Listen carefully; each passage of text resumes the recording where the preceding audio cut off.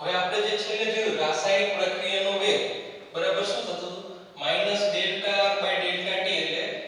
પ્રક્રિયકની સાંદ્રમાં થતો ફેરફાર છેદમાં સમયગાળો અથવા તો ΔP/Δt એટલે નિપજની સાંદ્રતામાં થતો ફેરફાર છેદમાં સમયગાળો પણ જે આ આપણે જે વેગ શોધીએ છીએ એ સરેરાશ વેગ છે સરેરાશ વેગ એટલે શું દાખલા તરીકે t 0 સમયે આપણે પ્રક્રિયા ચાલુ કરેલી છે અને t 20 મિનિટ 20 મિનિટે આપણે રાસાયણિક પ્રક્રિયા પૂર્ણ કરી દઈએ છીએ તો અહીંયા જે આપણને રાસાયણિક વેગ મળે છે રાસાયણિક પ્રક્રિયાનો વેગ એ 0 સમયથી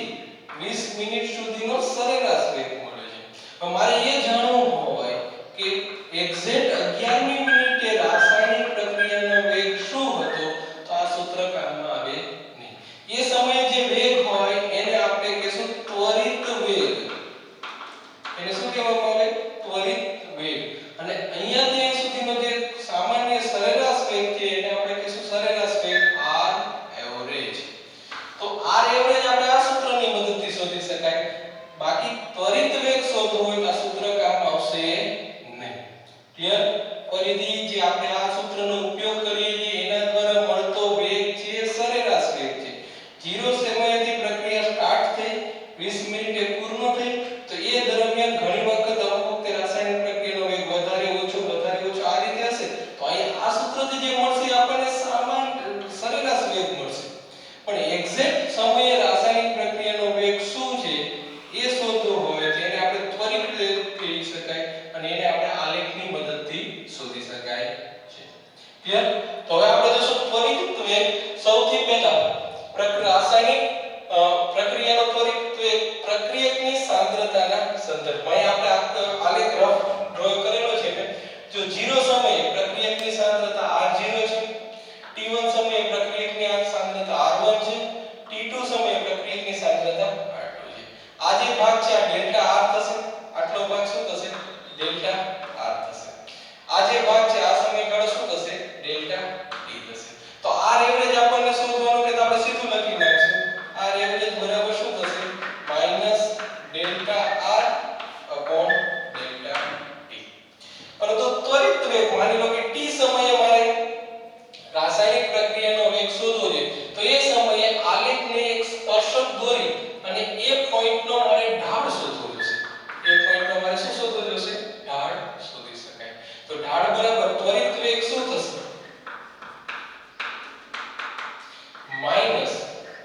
-dr/dt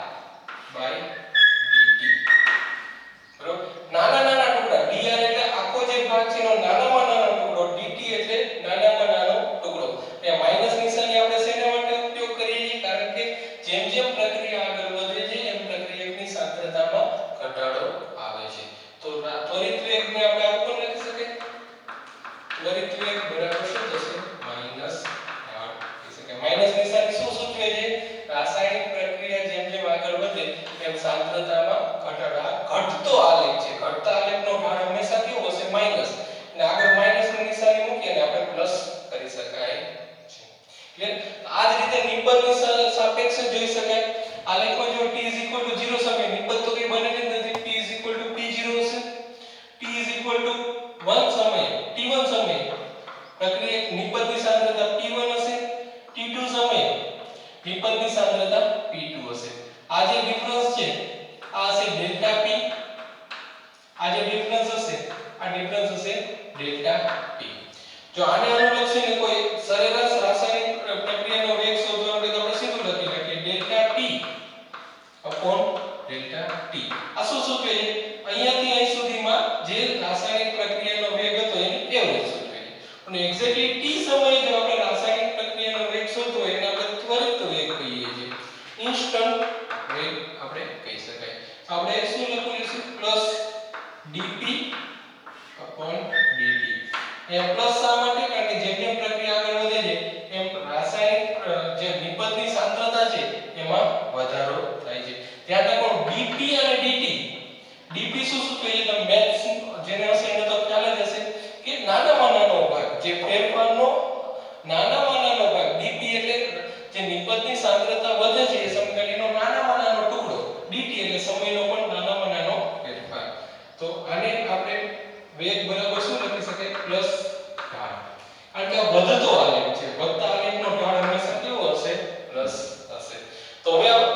હવેથી આપણે જે ચર્ચા કરશું એ ત્વરિત વેગની ચર્ચા કરશું. ત્વરિત વેગ બરાબર અહીંયા એક સામાન્ય સૂત્ર લખવું હોય, ત્વરિત વેગ બરાબર minus dr upon dt is equal to plus dt upon dt આ રીતે લખી શકાય. ક્લિયર? હવે આપણે વેગની તો ચર્ચા કરી, પણ વેગનો એકમ શું હશે? એકમ થોડું જોઈ લઈએ. રાસાયણિક પ્રક્રિયાના વેગનો એકમ શું હશે? તો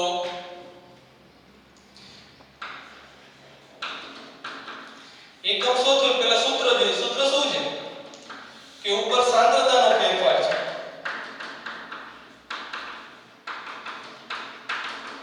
અને નીચે છે સમયગાળો.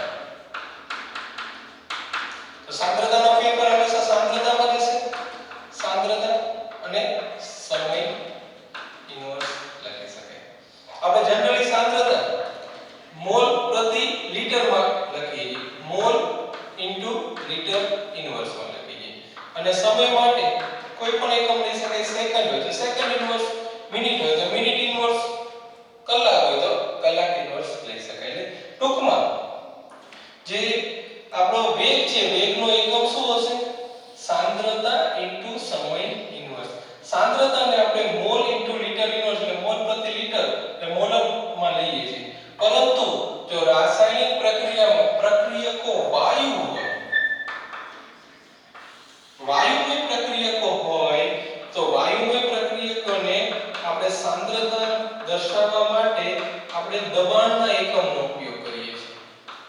અને ઇન્ડિવિડ્યુઅલ વાયુની દબાણ દર્શાવવા માટે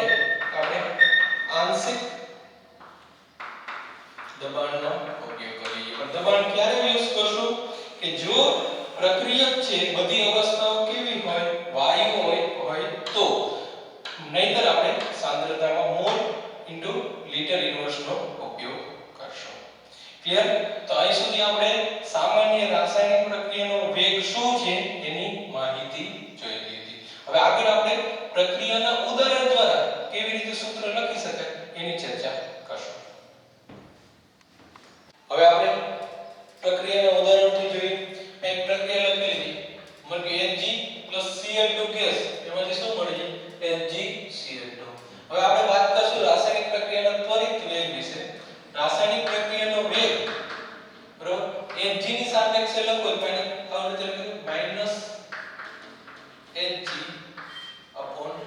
-Hg/dt. ક્લિયર? અને નિબંધની સાપેક્ષે લખો હોય તો આપણે પ્લસ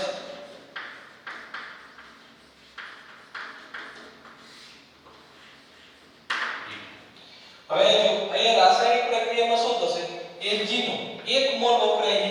HgCl2 નો 1 મોલ ઉત્પન્ન થાય છે. Cl2 નો 1 મોલ વપરાય છે,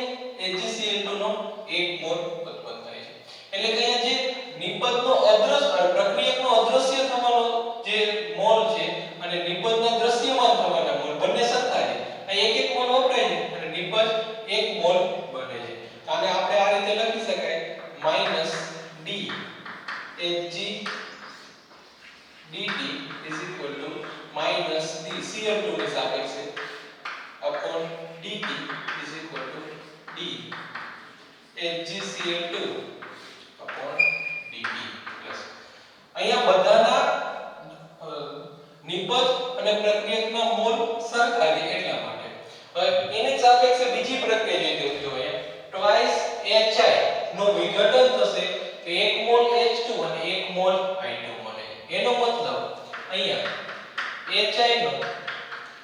અદ્રશ્ય થવાનો એટલે કે વપરાવાનો દર એ H2 અને I2 ઉત્પન્ન થવાનો દર હશે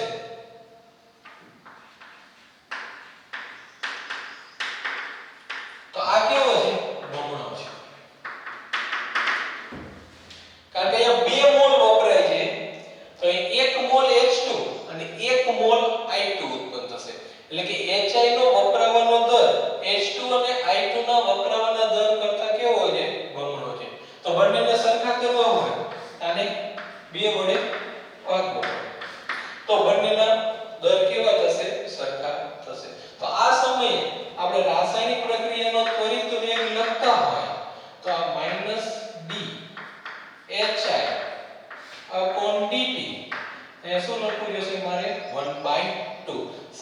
માટે તો આના કરતા આનો દર કેવો છે બમણો છે ઇઝ ઇક્વલ ટુ નિપજની સાપેક્ષે લખતા હોય તો dH2 upon dt di2 upon dt આ રીતે લખી શકાય છે તો બીજો એ કહેવાનો મતલબ શું થયો કે જે અહીંયા પ્રક્રિયક અથવા નિપજનો જે તત્વયોગમિતીય ગુણક હશે એ છેદમાં અહીંયા આવી જશે એક સામાન્ય પ્રક્રિયા લખીએ કોમન એટલે આપણને ખ્યાલ આવશે દાખલા તરીકે આ રીતની પ્રક્રિયા છે n1a n2b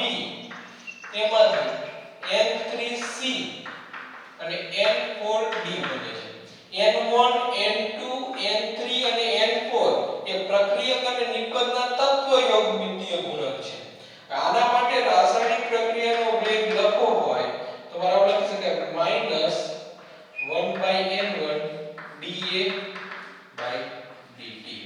એટલે dA/dt છે એનો તત્વયોગમિતીય ગુણક અહીંયા ક્યાં આવશે છેદમાં આવશે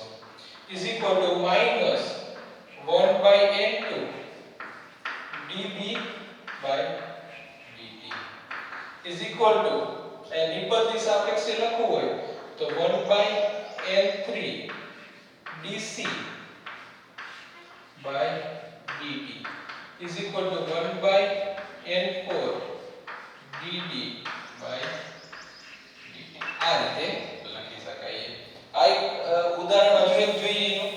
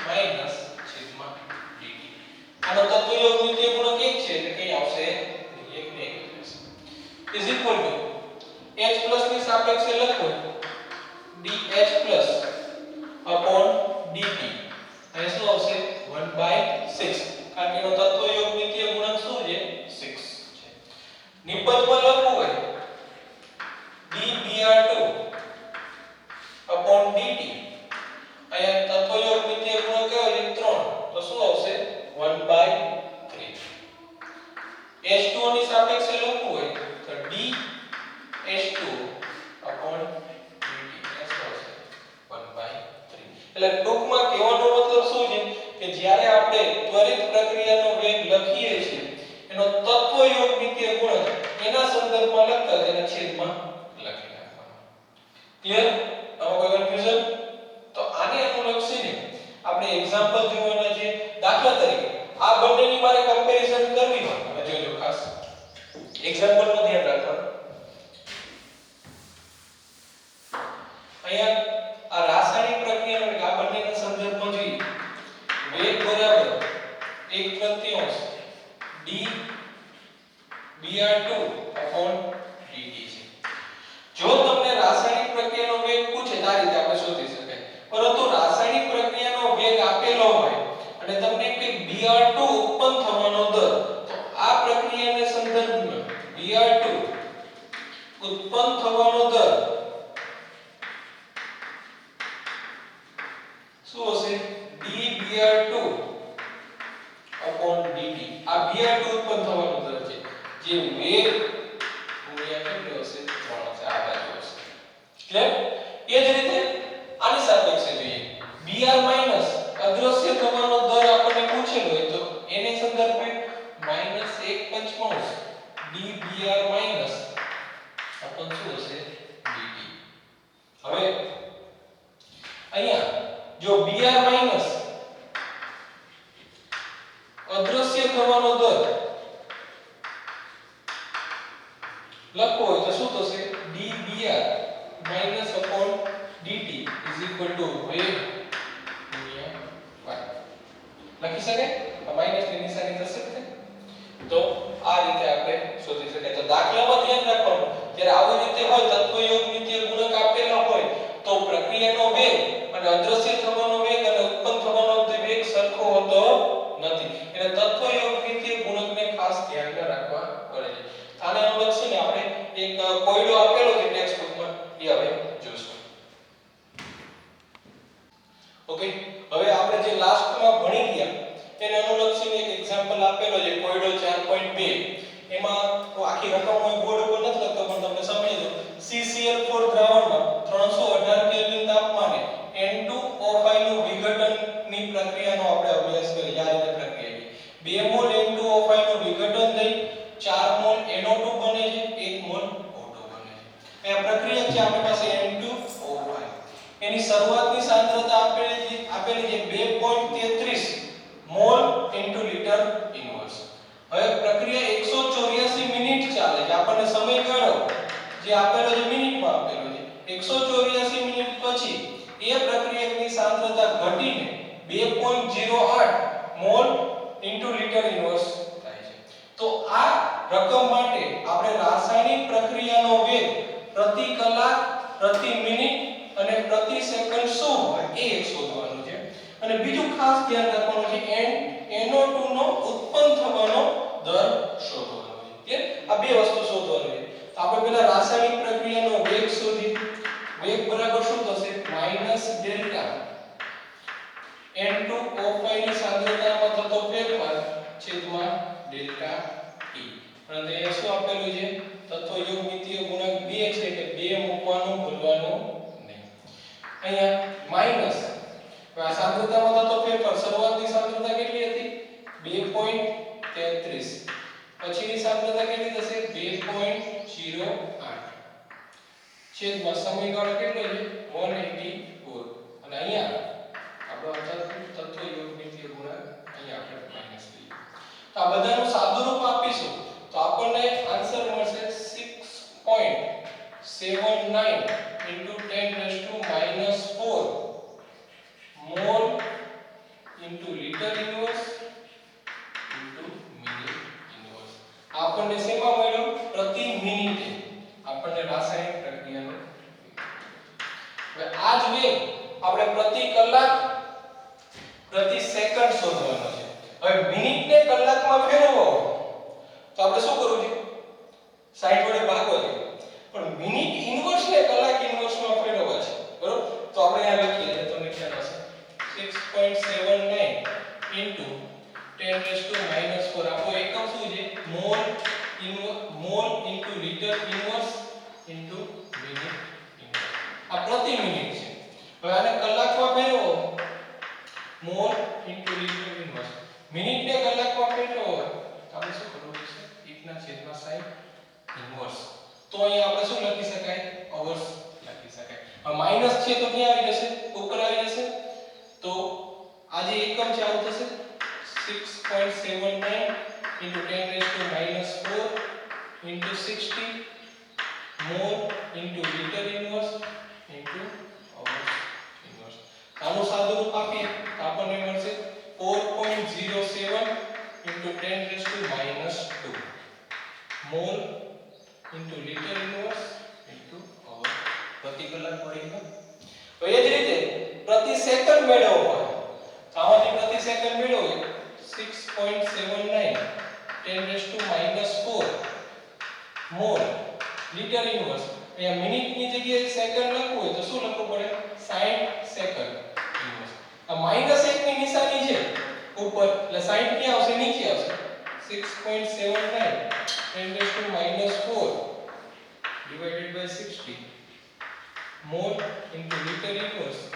to second inverse આનો આપણે સાદુરૂપ આપશું 1.13 ગુણ્યા 10 ની -5 mall into liter inverse into second inverse તો આપણને આ પ્રતિ મિનિટે મળી ગયો જવાબ આ પ્રતિ કલાકે અને આ જવાબ આપણે શેમાં મળે છે પ્રતિ સેકન્ડે મળે છે આપણે પહેલો પાર્ટ પૂરો થઈ ગયો ખાસ અગત્યનો છે પાર્ટ 2 NO2 ઉત્પન્ન થવાનો દર. NO2 ઉત્પન્ન થવાનો દર શોધવો હોય તો આગળના લેક્ચરમાં આપણે જોયું હતું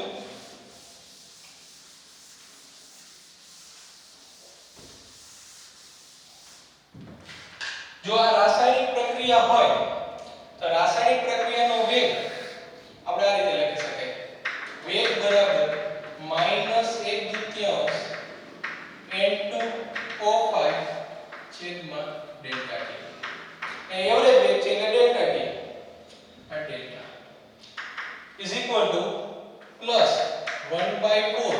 delta NO2 by delta T. અને O2 નો તત્વ યોગ મિતીય ગુણક એક જ છે delta O2 by delta T. આપણે શોધવાનો શું છે NO2 ઉત્પન્ન થવાનો દર. NO2 ઉત્પન્ન થવાનો દર બરાબર શું થશે delta NO2 upon delta T. તો આ બંનેને સરખાવી એના બરાબર શું થશે 4 ગુણ્યા રાસાયણિક પ્રક્રિયાનો વેગ. આ બંનેને આપણે સરખા લઈએ તો 4 આ બાજુ આવી જશે તો આના ઉપરથી આપણને delta NO2 upon delta T મળી જશે. તો 4 ગુણ્યા એ જે 6.79 ગુણ્યા 10 ની -4 mall litre inverse into minute inverse. આનું સાદું રૂપ આપશો 2.72 × 10⁻³ મોલ લિટર ઇન્વર્સ. તો જેમ આગળ આપણે થિયરી જોઈ ત્યારે મેં તમને કીધું હતું NO2 ઉત્પન્ન થવાનો દર અને વેગ સરખા હોતા નથી. બંને સરખા ક્યારે થશે તત્વ યોગ મિતીય ગુણક 1 હોય તો. આ દાખલામાં વધુ એડ કરેલું હોય કે N2O5 અદ્રશ્ય થવાનો અથવા તો વપરાવાનો દર પૂછે તો આ બંનેને સરખાવી દેવાના. O2 ઉત્પન્ન થવાનો દર પૂછે તો આ બંનેને સરખાવી દેવાના. ક્લિયર? તો આને અનુલક્ષીને એમાં લખાણ સંબંધી પ્રશ્ન ત્યાં કોયડો આપેલો છે ત્યાં જ આપેલા છે 4.1 અને 4.2 જે તમારે જાતે પ્રેક્ટિસ કરવાની